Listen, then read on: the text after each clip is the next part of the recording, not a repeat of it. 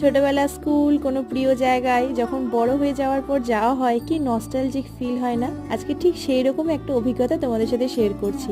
আজকে এসেছি বম্মার বাড়ি।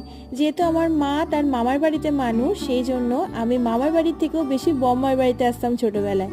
আর এইটা হচ্ছে আমার প্রিয় জায়গা। এটা কিন্তু কোনো মাঠ নয় জানো, এটা হচ্ছে একটা পুকুর। আর এই পুকুরের ওপর এত কচুরিপানা হয়েছে যে দেখে মনে হচ্ছে এটা কোনো মাঠ। আর এই জায়গাটাতে একটা রান্নাঘর ছিল, যেখানে আমি আর বম্মা শীতকালে বসে বসে পিঠে পুলি বানাতাম। ওই দেখো, রান্নাঘরটা ভেঙে গেলে উনুনটা কিন্তু ঠিক রয়েছে।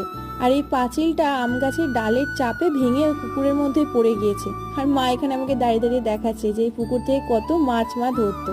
আর এইটাই হচ্ছে আমার বম্মা জামাই।